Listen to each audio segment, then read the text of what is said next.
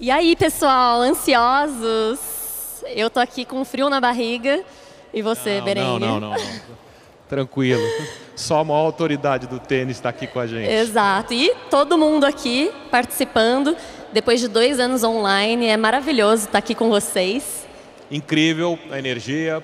Só quem vive isso aqui é que pode entender o que é a Expert e tudo o que acontece aqui. Pô, muito bacana ter vocês, incrível todo esse clima, tudo que a gente está fazendo. E muito obrigado por vocês estarem aqui conosco hoje. Espero que vocês gostem muito, acho que não tem como, né, não gostar. E para a gente chamar aqui a nossa convidada super especial, que é um grande exemplo para todos nós. Ela superou barreiras intransponíveis para alcançar uma carreira vencedora de incríveis 23 Grand Slams. Suas notáveis conquistas no tênis, além do seu sucesso comercial fora das quadras, filântropa e moda, tornaram-na um dos ícones mais reconhecidos mundialmente e uma voz poderosa para mulheres e mães. Em março de 2022, a Serena Ventures lançou seu fundo inaugural de Venture Capital de 111 milhões de dólares e mantém hoje uma carteira de 60 empresas com foco em liderança e diversidade. Vamos chamar ela no palco? Com vocês, bora. Serena Williams. O futuro é de quem?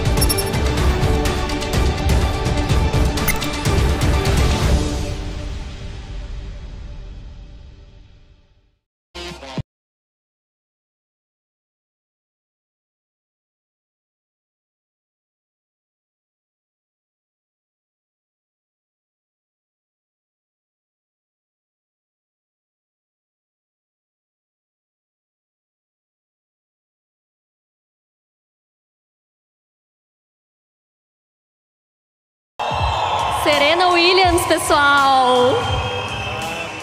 We are short on mic. You don't have a mic.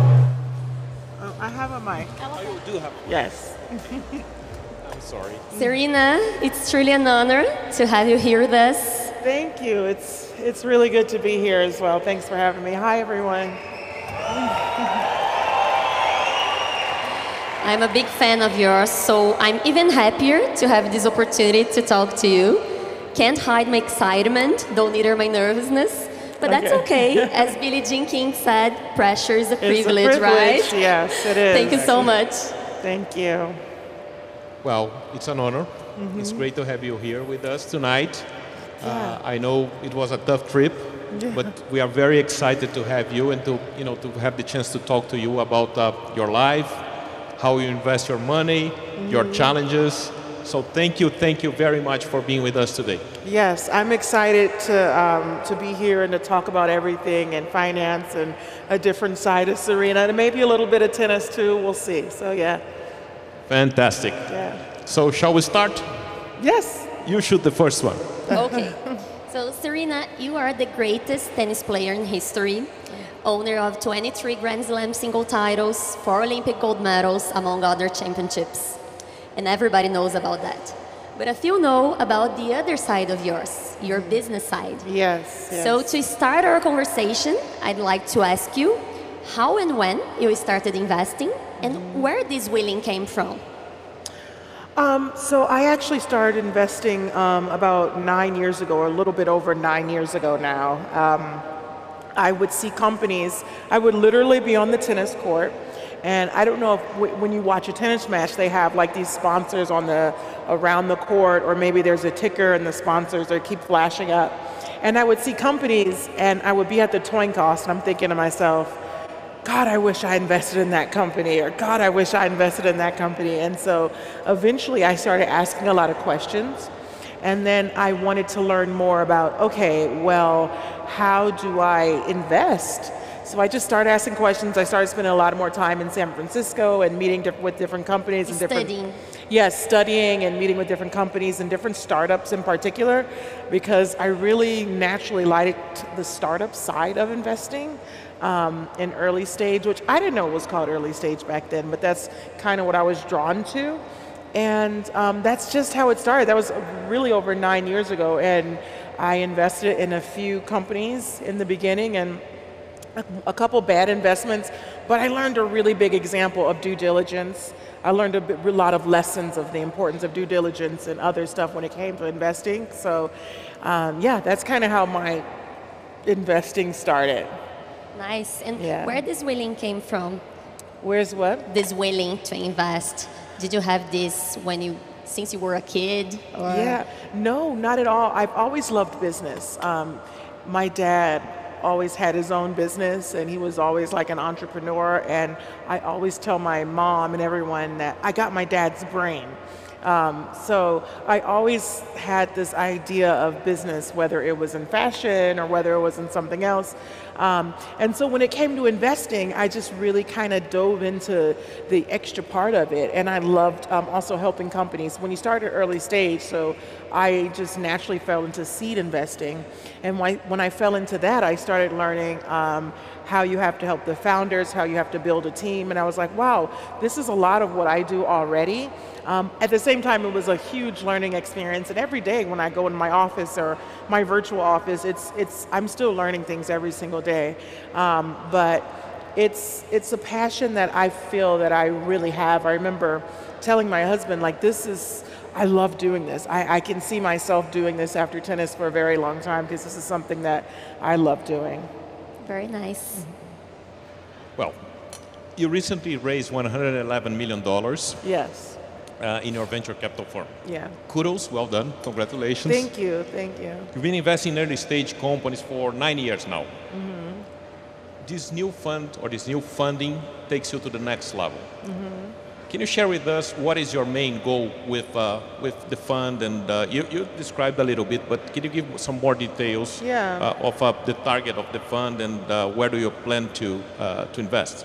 Yeah, so about 4 years ago, or maybe 5 years ago, I decided to launch Serena Ventures.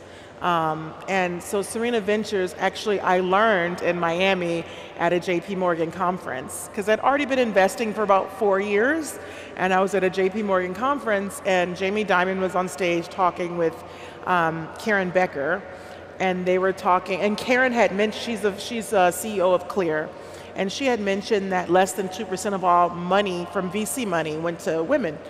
And I'm talking billions and billions and billions and billions of dollars, possibly even trillions at this point. And I thought she misspoke. I was like, okay, she misspoke. This is kind of embarrassing. So I talked to her afterwards, and she said, no, it's true. Less than 2% of all VC money is going to women.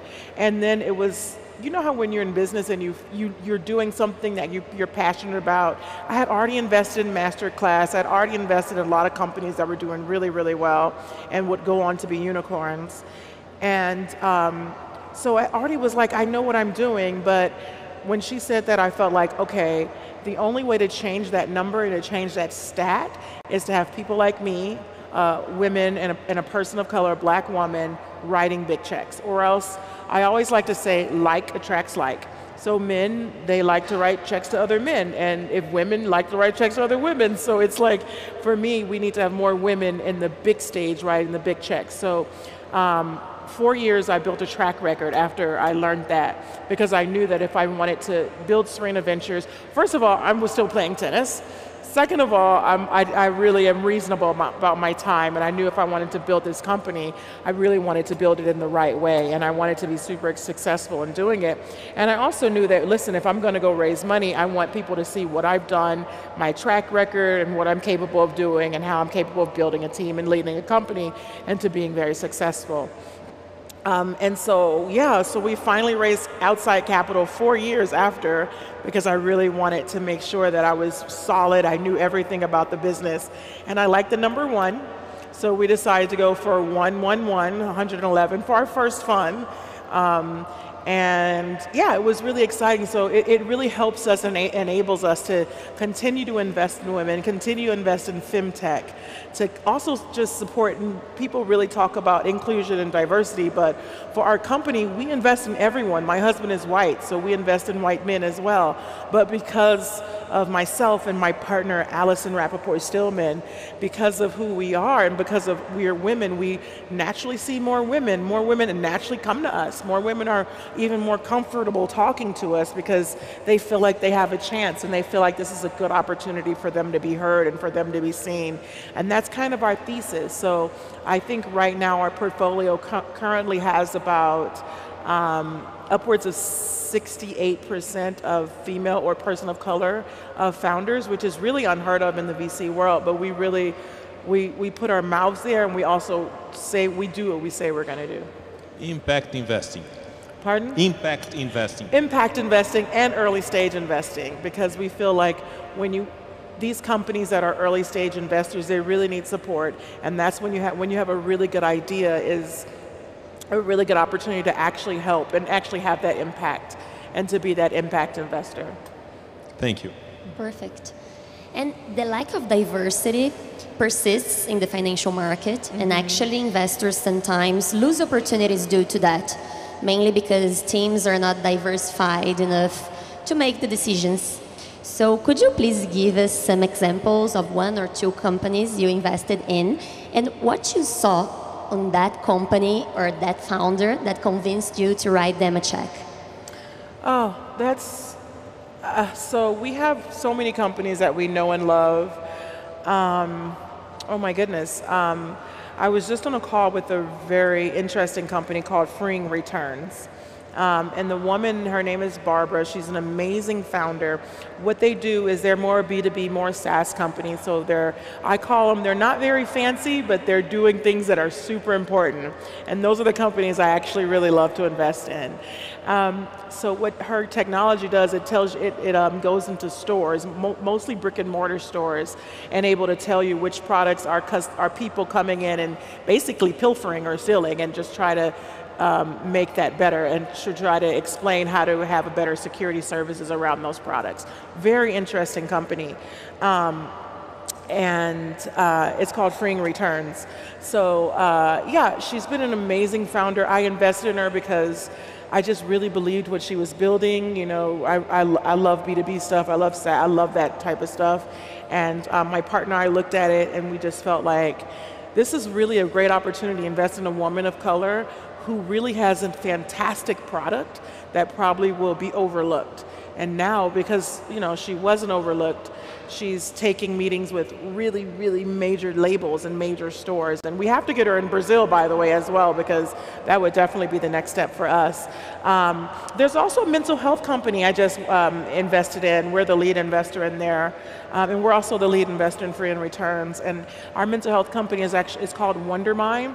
Interestingly enough, it's with Serena Gomez, so she's actually the co-founder of that. And so I was really excited about that because I think they're looking at mental health in a different way.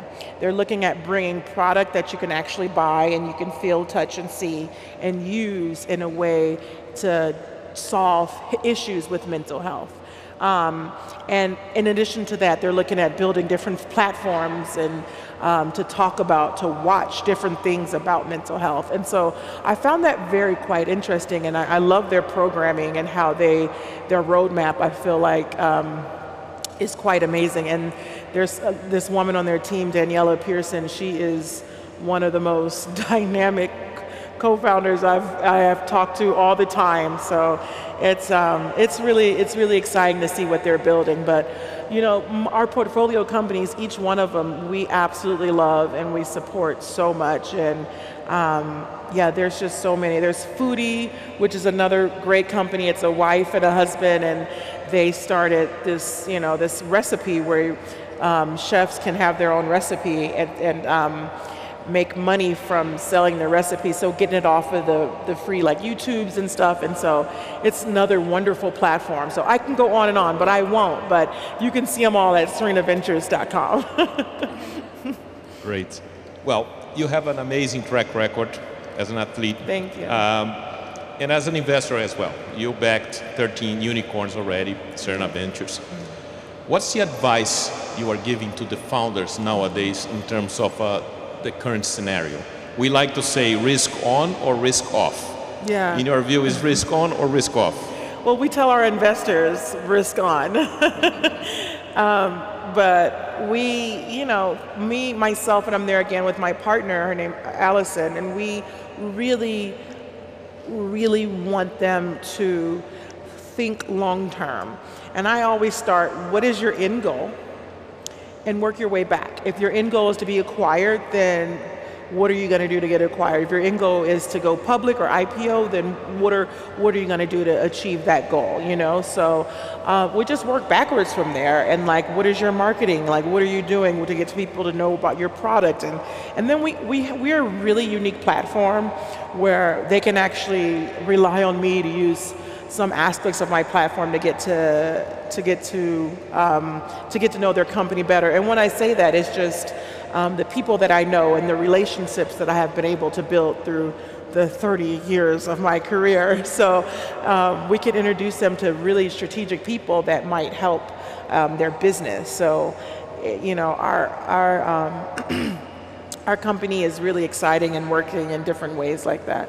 We're trying to think outside the box as well when it comes to VC. We don't want to be the regular VC company that's just, you know, that's been doing the same thing for 100 years, and that's great, don't get me wrong. I mean, we want to be like that, but we also want to push ourselves and be different. We want to be like that startup company that is really opening doors and also thinking different, and then developing differently. And so that also makes your company shoot to the top faster and be bigger and more successful.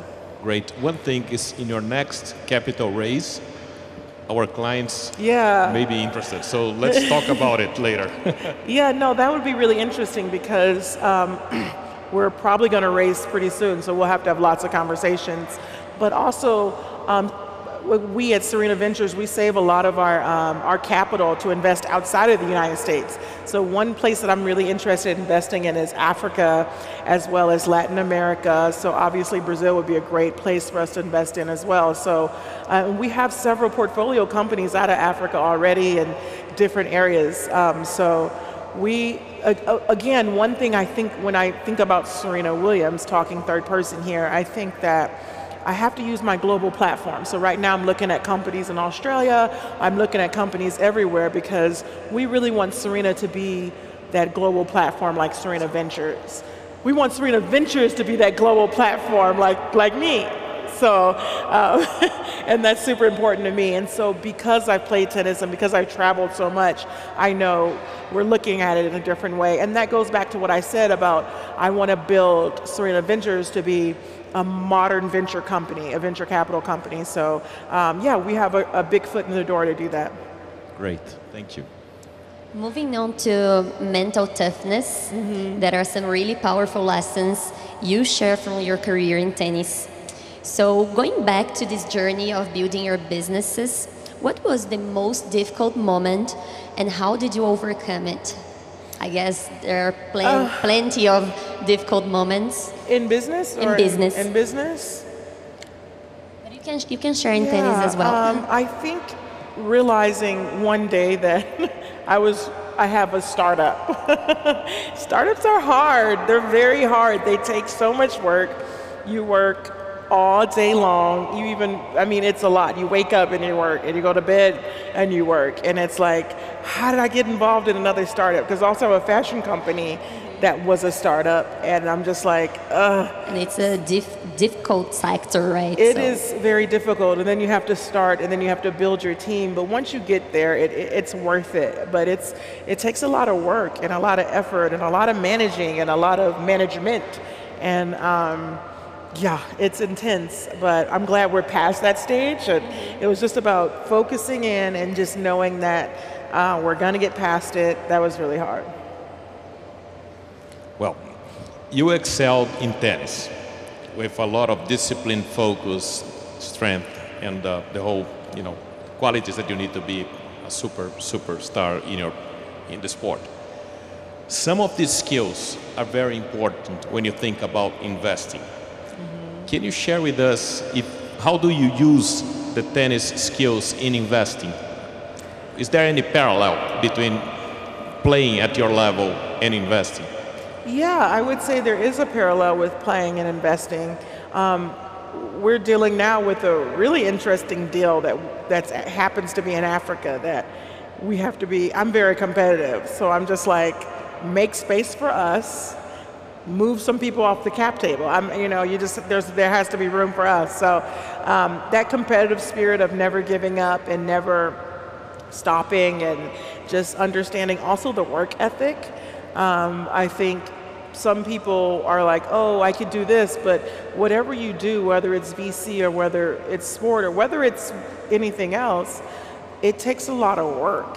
And I think I bring that to the table of I'm a very hard worker and I actually enjoy it. I don't like to sit still and not do anything. I like to be busy and I like to just, not stop for some reason. But yeah, I think the work ethic is something that can't be taught, and I was able to, fortunately enough, build a really good work ethic in tennis, and that has been able to really help me in business, whether it comes to winning deals or even fundraising. Perfect. Congratulations. Thank you. In the same line, is there any difficult moment, any specific moment that you remember when you're facing some challenges, like some difficult moment in court that you remember and think, I already faced that challenge in the past, so this new one is just a new one. Is there any moment that gives you this strength to move on? No, in general, I just try to stay positive, and I just try to just move on and think that overall I'm a serene person. So yeah, not really on the court, but other places in my life I'm very calm, and yeah, so not too much. And you have a great team, right? So yeah, it's important. We do. We have a really good team already, and we're building and we're expanding, and we're always looking for people to add to the team. And so that's where we are now, and our team is so good right now, and I'm really excited to have more people join. It's not about just one person, right? Yeah, adventure is definitely about a team, because you have people that have different focuses. We have a guy on our team that focuses really on Web3 and crypto, so that is a thing that he really is pretty good at. So, and then you have other members on our team who are more on B2B, and other people who are focused more on fintech and marketplaces. So it really just kind of depends. It's all about team. Yeah. Well, I'm going to switch gears a little bit here. Okay. I want to talk about the movie, King Richard. Oh, fun. Which was an outstanding success. Will Smith won the Oscar as the best actor. How do you feel about the movie? How was your reaction when you saw the movie? So when I first saw the movie, I cried and I laughed and I made fun of my mom, and it was really amazing. It was such a good film, and we were so happy about it, and we really were overwhelmed with everything. We were really involved in the process, so we had notes, they took the notes, they made some changes, they did some edits, but we were really excited that people could see my dad in a true light, because I think for so many years when you're on my career and my dad, they made him seem like a lot of other tennis dads, and he was actually the total opposite. So I was really happy for the film. And I think Will Smith, he did a wonderful job when he portrayed my father, and I mean all the actors and actresses, and it was the woman who played my mom, Anjanou, she really, to me, stole the movie and stole the role, and I felt like she was one of the strongest characters in the movie. But I liked it. It was a really good movie. Did you like it? I love it. Okay. I think everybody We liked won the King Richards too. Yay! Were you concerned at any point with anything about the movie, or no? No, because we were really involved. And one of my sisters was on set every single day. And she was actually a producer. We were producers. So we were really involved in the process. And we thought when they came to us with this script, we said, listen, if you're going to do this, you have to tell the story the right way. The only way you're going to tell the story is that you hear it straight from us, how it happened and how things was or were. And yeah, it was really important for us to do that. May I just ask another question? Serena, do you prefer TV series or movies? Or if I may ask, when you finish a game, you're tired, how do you relax? Okay, so I definitely prefer TV series then. Cool. Yeah, because I like the story to continue. Sometimes I fall in love with the characters. They become a part of my life. Yeah, I think I like TV series. And I relax by watching TV or movies or whatever, and it just shuts my brain off because I feel like I'm thinking a lot sometimes, and sometimes I'm like, I just don't want to think, shut off. And yeah. Perfect. Would you mind sharing with us one or two TV series you watched recently that you liked? Recently, I don't know, I'm a little late to the game, but I just finished, a few months ago, maybe even 8 months ago, I just finished Downton Abbey. And I don't know, I mean, it's an older show, but I fell in love with that. I mean, I was obsessed with that show so much. Also, random, I like Crustaceans, Jurassic Park. It's like an animated show. It's really good because I like dinosaurs.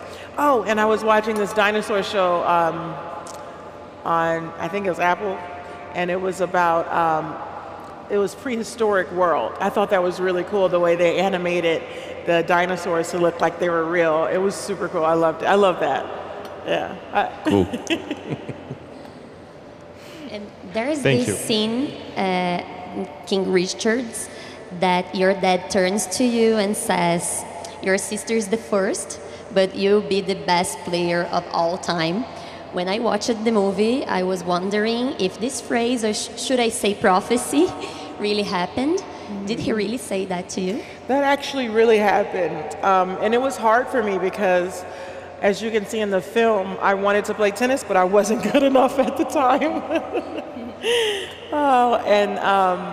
And then Venus was having this career. She had the coaches and she had everyone, and I was just kind of left behind to work with my mom, which incidentally helped me out more. And as years go by, that actually helped me. But yeah, that happened, and it was hard for me to believe that, obviously, at the time. And I just wanted to be there. I wanted to play and I wanted to win, but I wasn't ready. I wasn't able to, and I just wasn't at that level at that time. Perfect. On the movie, it's amazing that your dad thought about the 78-page plan even before you were born, right?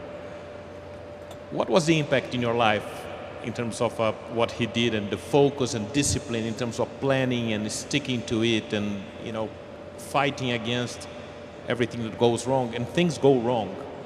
Yeah. I mean, how this had an impact on you? Yeah, things go wrong all the time. I think the more you plan, the better chance you have to succeed. And so my dad always says, if you plan to fail, if you fail to plan, you plan to fail. And so even with building my company, and when I talk to founders, it's always like, what's your end goal? Let's work backwards. In other words, let's have a plan. How do you get to that end goal?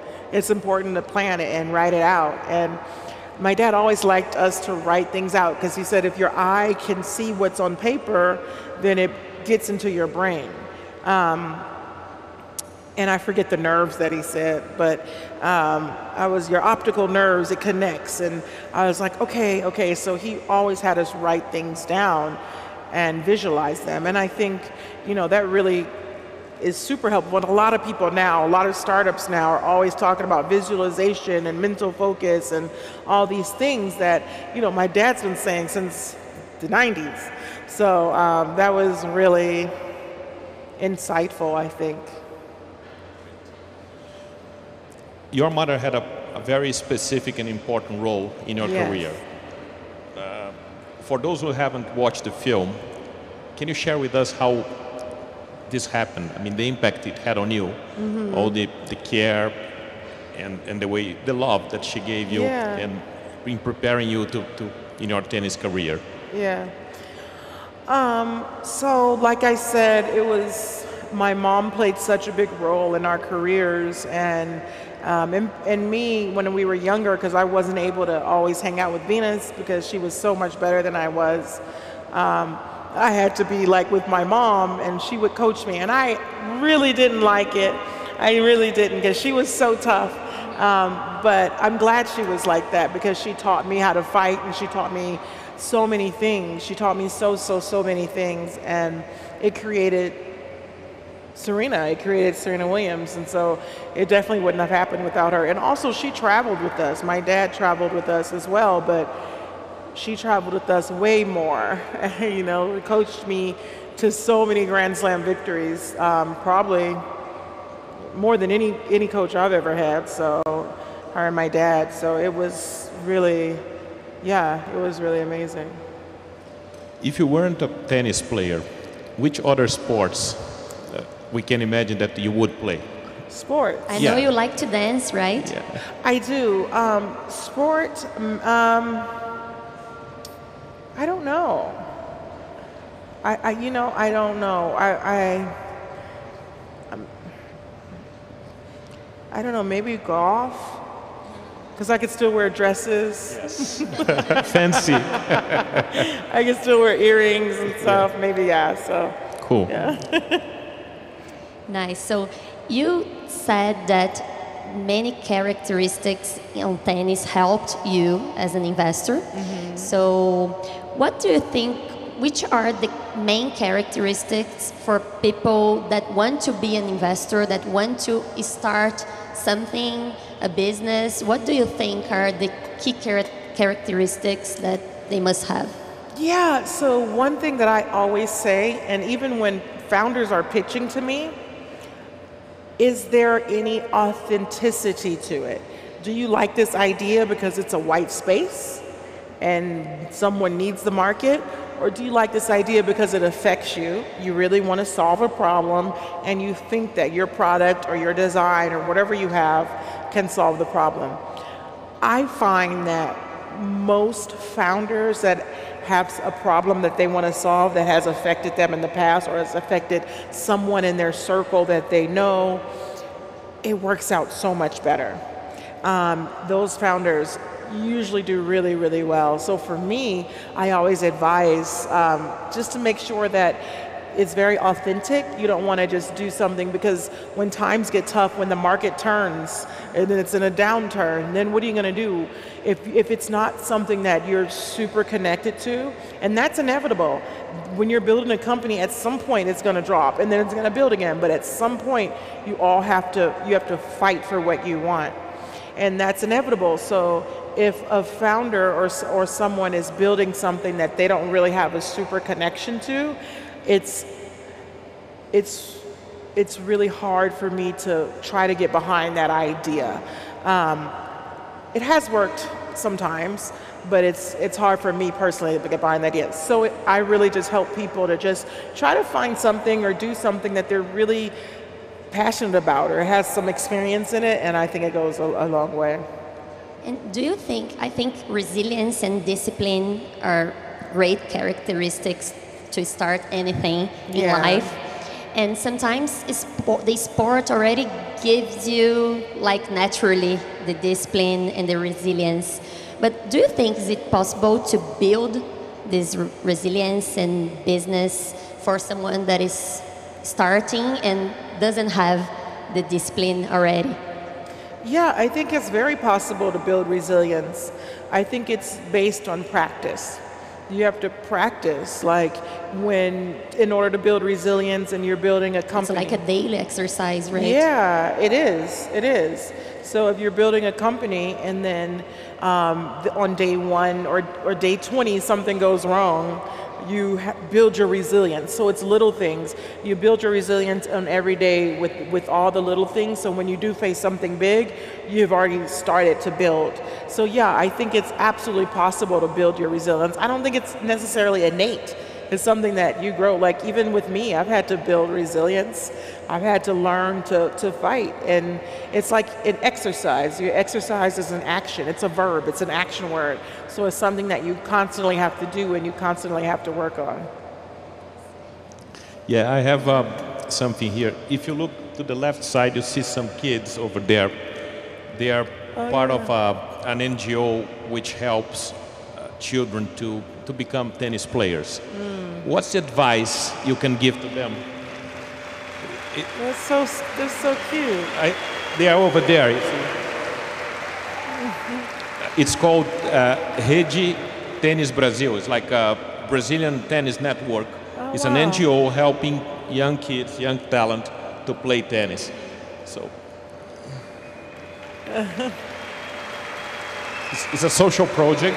Yeah. And so what can you tell them? What's a piece of advice you would give to them? Okay, so work hard. And you probably heard this, but never give up. But never, never, never give up on your dream. If it's tennis, never give up on it. If it's something else, don't give up on it.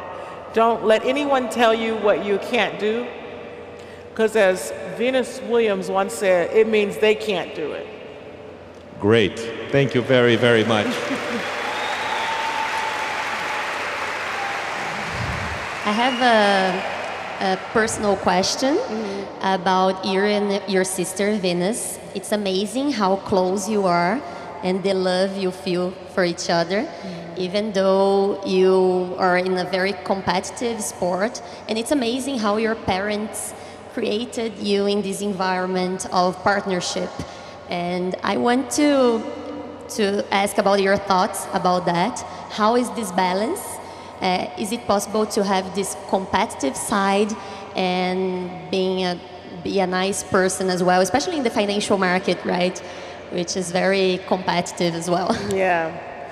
I was raised with a lot of spiritual values, so I think that it is possible.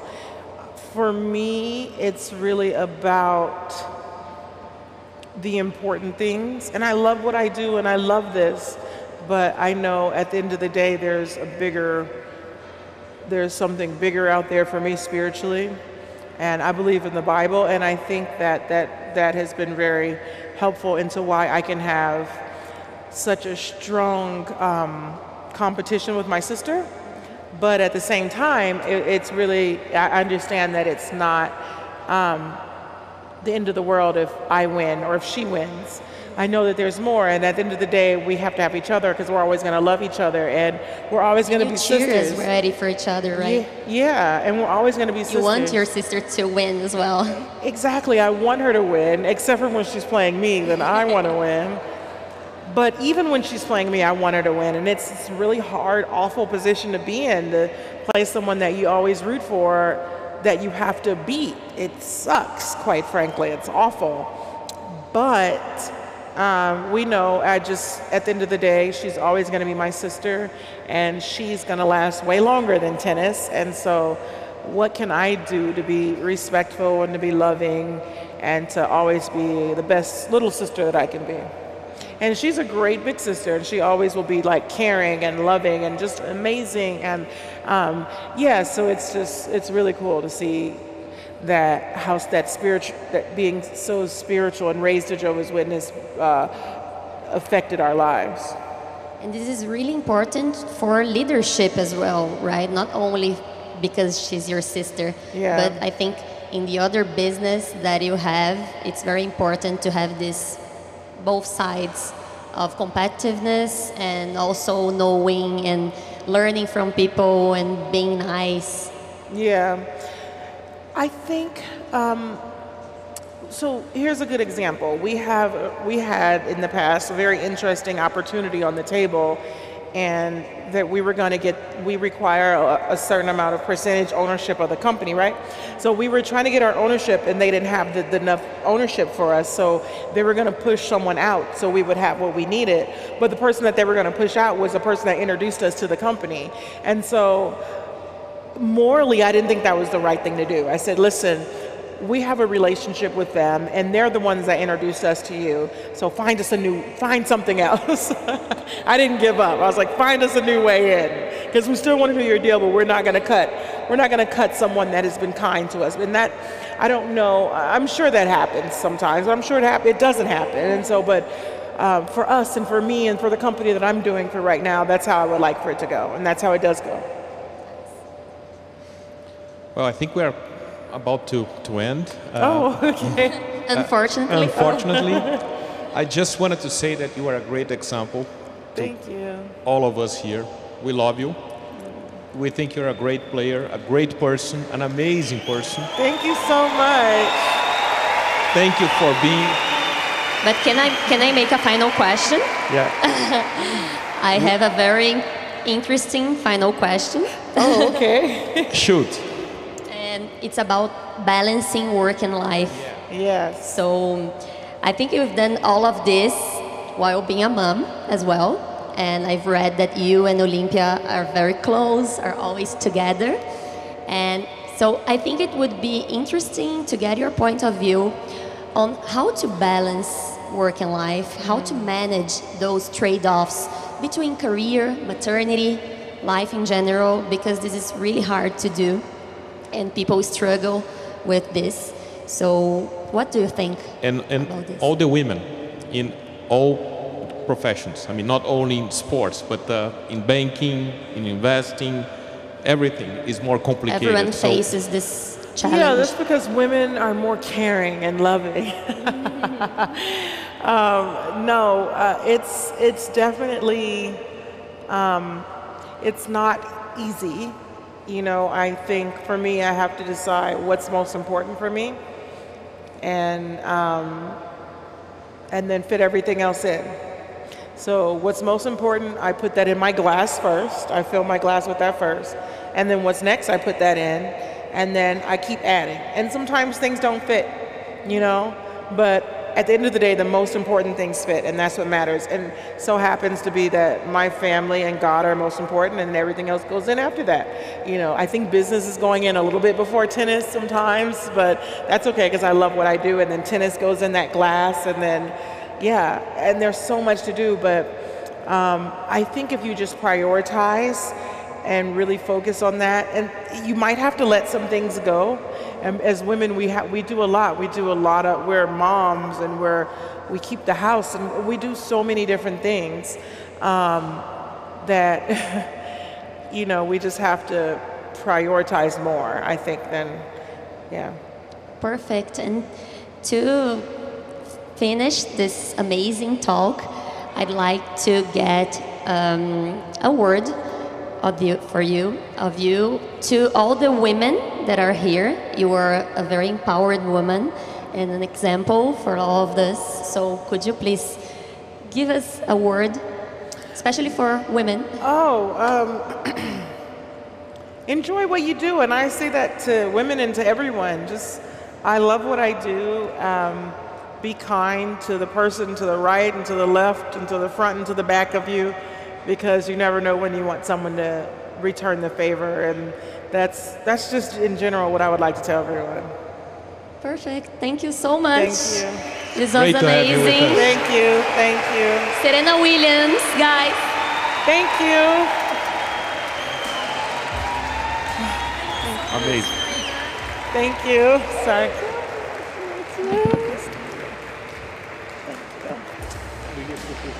Okay. Yeah.